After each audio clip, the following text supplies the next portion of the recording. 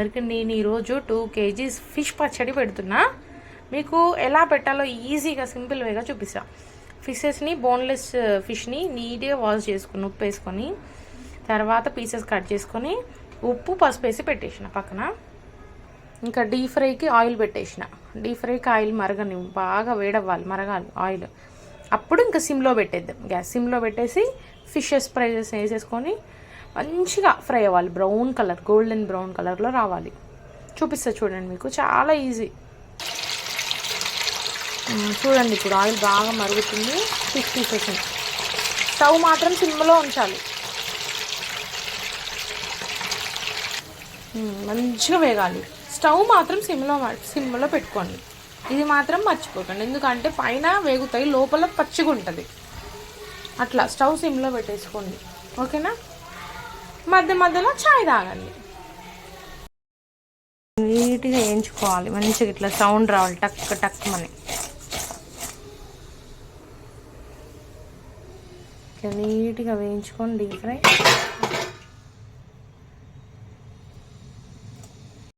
మళ్ళీ ఆయిల్ బాగా వేడి చేసుకుందాము. అప్పటికప్పుడు పట్టుకున్న అల్లం పేస్ట్ చేసుకోండి, బాగుంటుంది.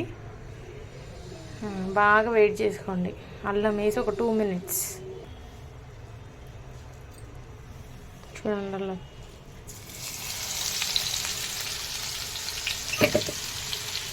కొంచెం పచ్చివాసన పోవాలి, అప్పటిదాకా వేయించడం. అల్లాన్ని పచ్చివాసన పోయిందాక సిమ్లో పెట్టేసుకోండి, మాడుద్ది.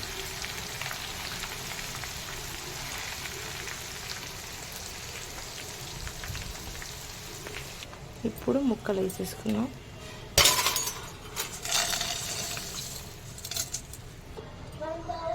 ముక్కలు వేసుకొని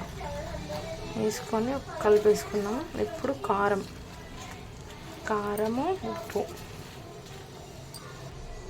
టేస్ట్కి తగ్గట్టు కారము ఉప్పు మనం మిక్సీ చేసి పొడి చేసి పెట్టుకున్నాం కదా, ఆ మసాలా వేసి కలిపేసుకున్నాం. ఒకసారి కలిపేసి ఇదంతా సిమ్లోనే చేసుకోవాలి, చిన్న మంట పైన.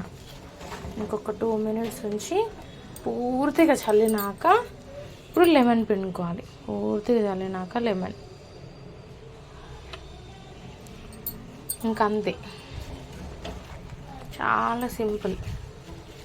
మనం 1 kg తెచ్చుకున్నా, 1/2 kg తెచ్చుకున్నా, 6 kg తెచ్చుకున్నా ఈజీగా పెట్టేసుకోవచ్చు. ఎక్కువ టైం ఉండదు. ఏముంది, నీట్గా కడుక్కొని ఆయిల్లో ఫ్రై చేసుకొని అల్లం వెల్లుల్లి పేస్ట్ వేసి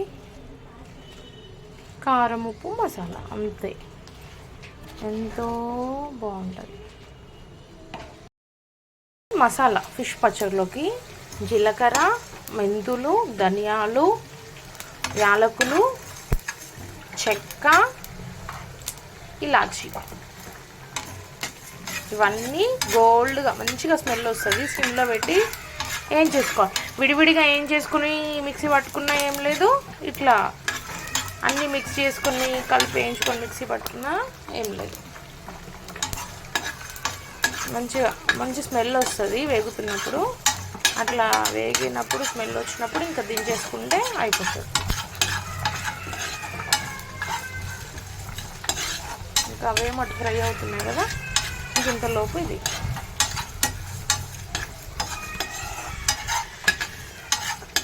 ముఖ్యంగా ఫిష్లోకి కావాల్సిందే జీలకర్ర పొడి, మెంతుల పొడి కదా. అట్లా ఇంకా నేను హోల్ గరం మసాలా చేస్తున్నా. ఇంకా మంచి బ్రౌన్ కలర్లో రావాలి.